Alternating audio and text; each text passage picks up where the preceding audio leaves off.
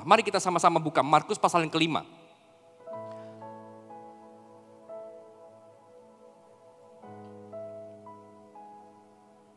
Markus pasal yang kelima ayat ke-25 sampai ayat yang ke-34.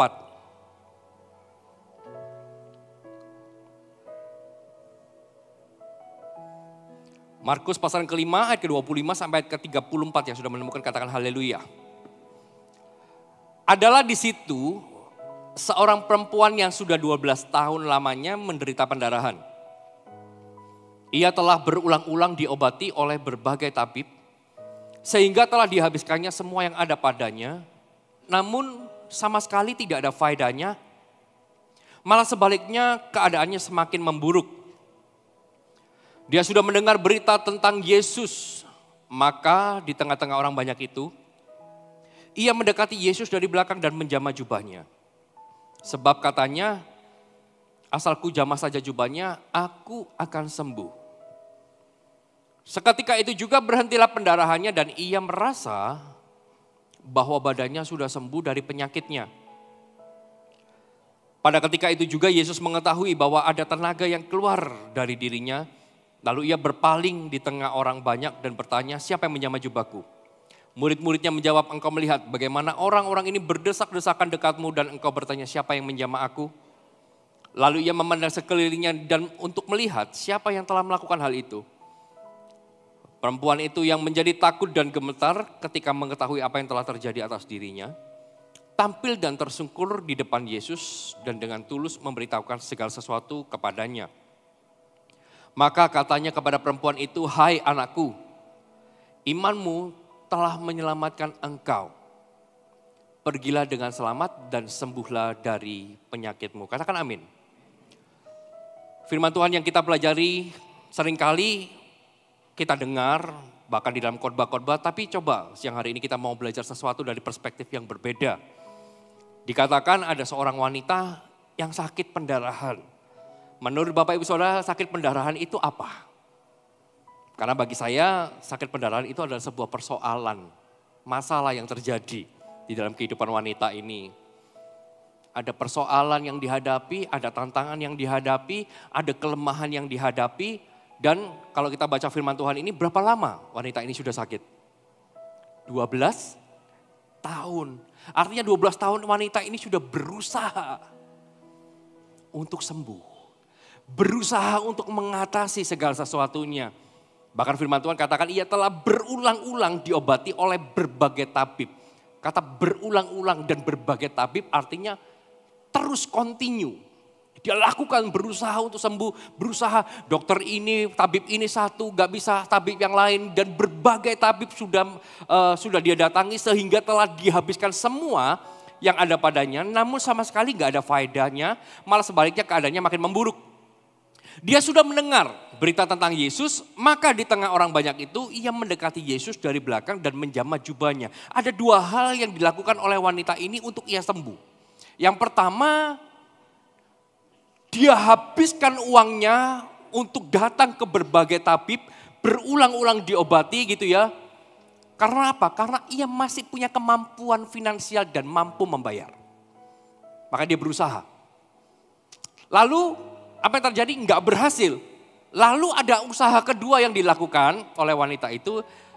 Setelah ia dengar firman, dengar tentang Yesus. Lalu ia datang kepada Tuhan. Seperti firman yang dia dengar. Dan dia mengalami kesembuhan. Dia datang ke dokter gak mengalami kesembuhan. Dia datang kepada Tuhan karena firman. Dia mengalami kesembuhan. Pertanyaannya kenapa dia datang ke Tuhan? Karena dia sudah gak punya kemampuan. Uangnya habis. Selama dia masih punya kemampuan. Selama masih ada uangnya. Saya kira dia akan tetap kedatangan ke tabib lagi. Dari situ kita bisa melihat bahwa sometimes kita harus dipukul habis. Baru berbalik kepada Tuhan. Tunggu habis-habisan baru ingat Tuhan. Kenapa? Karena seringkali kita gak baca firman Tuhan sehingga kita ini lupa. Satu kali Tuhan sudah peringatkan Petrus, ya Simon, sebelum ayam berkokok, kamu sudah tolak aku 3 kali. Gak akan aku tolak Tuhan. Padahal Tuhan sudah berbicara. Dan akhirnya apa? Ketika Yesus ditangkap, Petrus ini menolak Tuhan 3 kali. Dan ketika tolakannya ketiga, aku gak kenal dia. Lalu berkokoklah ayam. Firman Tuhan katakan berkokoklah ayam. Dan ketika ayam berkokok, maka ditulislah firman Tuhan bahwa maka teringatlah Petrus. Ternyata Petrus itu kadang lupa. Makanya kita perlu baca firman Tuhan supaya apa? Supaya kita gak lupa akan janji Allah di dalam hidup kita. Akan apa yang Tuhan katakan supaya kita gak lupa.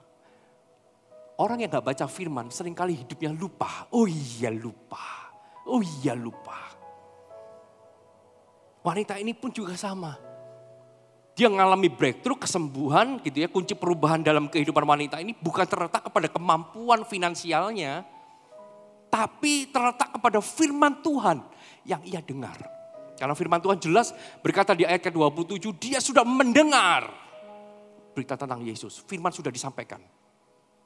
Ketika firman disampaikan, ada sesuatu yang terjadi. Maka saya percaya ketika kita mendengar firman, kita membaca firman dan menyimpannya di dalam hati kita, maka saya percaya breakthrough akan terjadi. Katakan amin. Sampai seperti wanita ini. Dia sudah mendengar berita tentang Yesus, maka breakthrough terjadi. Sesuatu berubah di dalam kehidupan ini. Selama 12 tahun dia gak berubah, tapi tiba-tiba karena firman yang dia dengar, dia berubah. Ia habiskan semua hartanya untuk berobat kepada berbagai tabib dan keadaannya gak tambah baik, semakin buruk. Tapi begitu dengar firman Allah, dia langsung berubah. Apa yang bisa kita pelajari dari firman Tuhan ini? Yang pertama bisa catat. Kemampuan tanpa firman tidak akan membuat kita jauh lebih baik. Kemampuan kita tanpa firman di dalam hati kita gak akan berbuah apa-apa. Itu sudah dibuktikan wanita ini. 12 tahun dia punya kemampuan.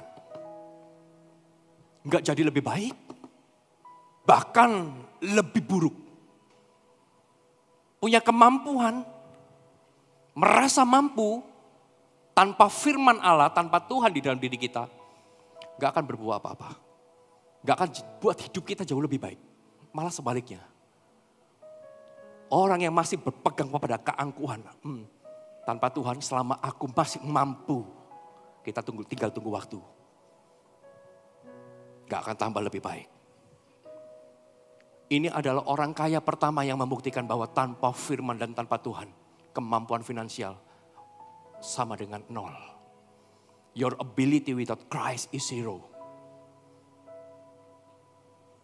Habis juga, 12 tahun. Habis juga. Tapi sebaliknya, ketika ia gak mampu, gak punya kemampuan, sudah gak punya apa-apa, tapi dia punya firman yang dia pegang di dalam hatinya. Justru lahir sebuah kemampuan baru. Oke, begitu powerful firman Allah. Justru saya merasa sedih, kasihan bahkan. Orang Kristennya gak pernah baca firman. Dapat kekuatan dari mana? Dari pendeta. Pendeta itu seminggu sekali. Janji Allah itu setiap hari dibaca pun gak habis-habis. Kalau cuma dengar firmannya seminggu sekali, terlalu menyedihkan. Makanya kita harus baca firman Allah. Dari wanita ini kita belajar kemampuan tanpa firman gak akan membuat kita lebih baik. Coba seberapa banyak kita merasa lebih aman atas kemampuan pribadi daripada firman yang kita pegang. Kalau aku punya ini aku lebih aman. Kalau buat saya, aku punya firman aman sekali. Kenapa? Karena wanita ini sudah membuktikan. Dia punya uang, gak aman hidupnya. Jauh lebih buruk keadaannya, semakin menurun. Apa yang dia lakukan gak ada faedahnya semua.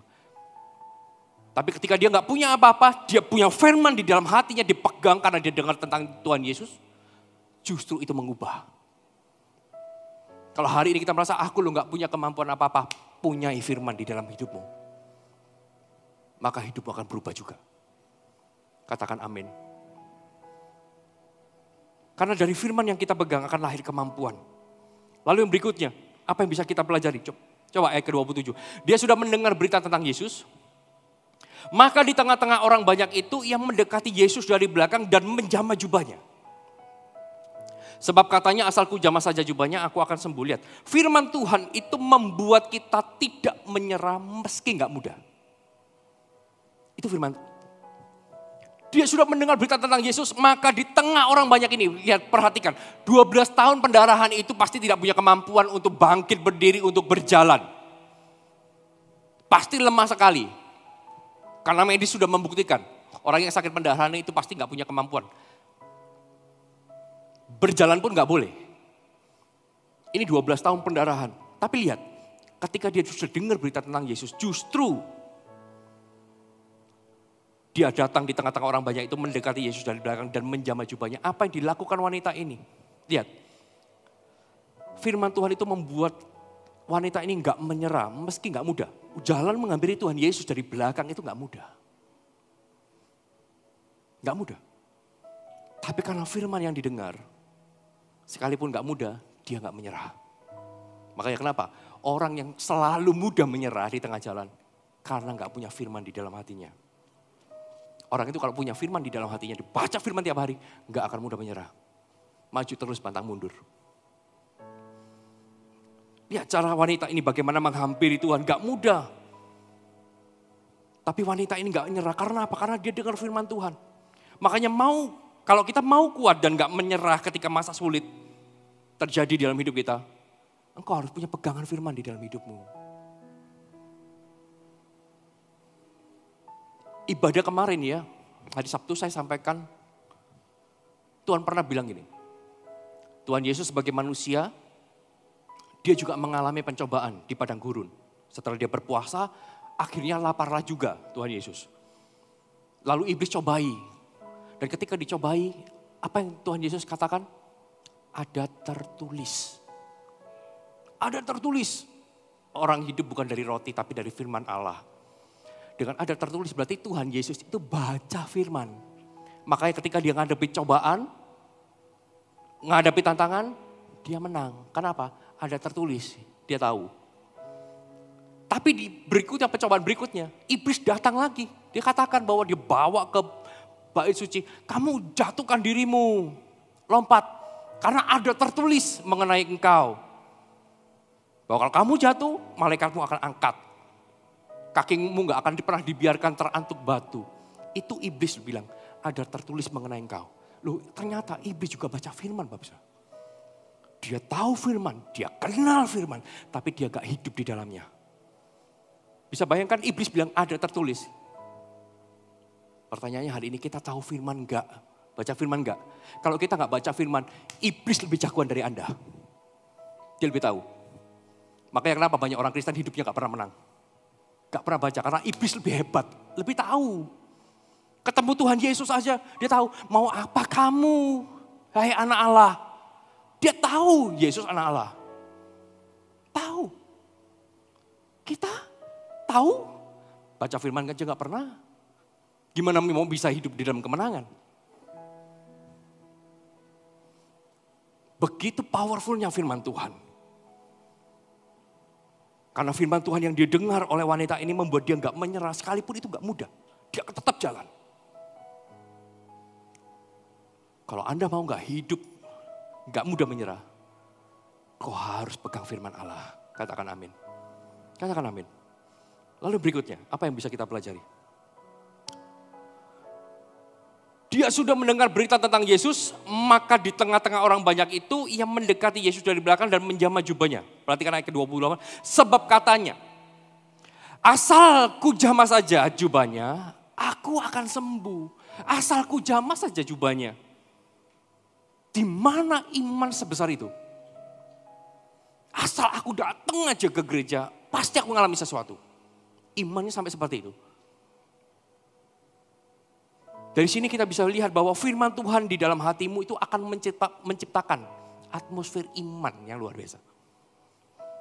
Firman Tuhan itu menciptakan atmosfer iman loh. Sekalipun yang dilihat gak mudah, sekalipun yang dilihat sulit. Tapi atmosfer iman karena firman Tuhan yang kita pegang. Melihat bahwa pasti bisa. Pasti bisa. 2 2019 karena firman Tuhan yang Tuhan taruh dalam hati saya. Maka tanah dan gerejanya sudah ada. Kalau tanya pemimpin-pemimpin, pernah gak berpikir beli tanah sendiri? Kalau sewa sih mungkin iya. Pernah gak berpikir kalau beli tanah sendiri? Gak ada yang pernah berpikir.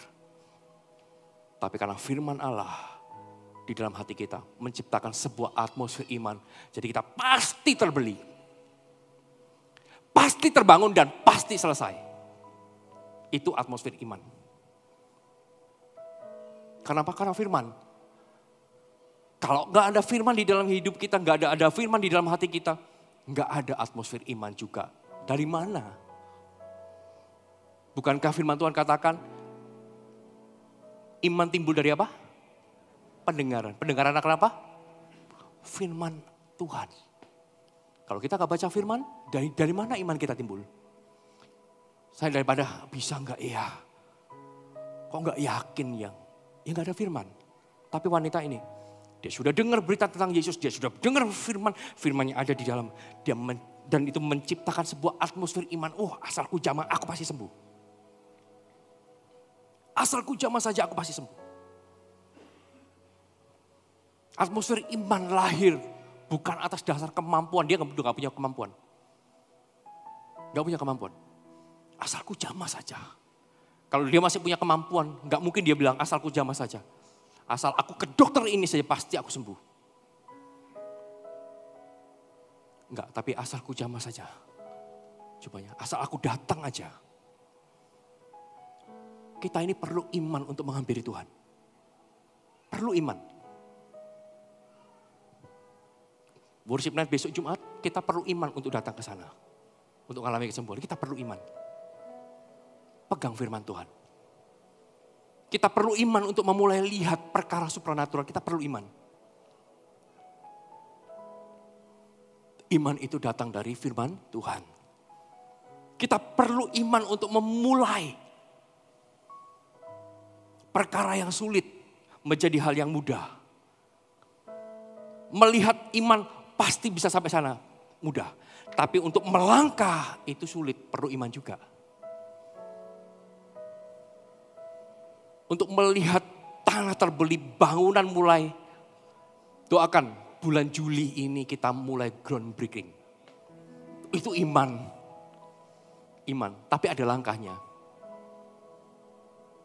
Dan doakan nanti Pastor Philip yang akan memimpin groundbreaking di tanah perjanjian kita. Makanya dukung. Makanya dukung. Jangan bilang ya, aduh gak mungkin. Firman sudah diletakkan maka itu akan menciptakan atmosfer iman. Kita pasti akan bisa dengan mudah memulai. Melangkah dulu, pasti sampai. Belum ada tanahnya, kita melangkah dulu waktu itu. Sampai juga. Dan ini pun saya percaya, sampai juga nanti. Amin. Dan yang keempat, ayat ke-29. Seketika itu juga berhentilah pendarahannya dan ia merasa bahwa badannya sudah sembuh dari penyakitnya. Ayat 30, pada ketika itu juga Yesus mengetahui bahwa ada tenaga yang keluar, katakan tenaga. Dari dalam dirinya. Yang keempat, firman Tuhan yang kita dengar pada waktunya akan jadi kuasa di dalam hidupmu dan hidupku. Firman Tuhan yang kita pegang akan jadi kuasa juga. Hari ini mungkin kita nggak ngelihat, tapi kita tetap pegang firman Tuhan itu. Ku di tanganmu. Ku di hatimu, di pikiranmu, di rencanamu, tak pernah ditinggalkan. Ku di tanganmu. Ku di hatimu, di pikiranmu, di rencanamu, tak pernah ku sendiri. Ku di tangan, ku di hatimu, di pikiranmu, di rencanamu, tak pernah ditinggalkan. Ku di tanganmu,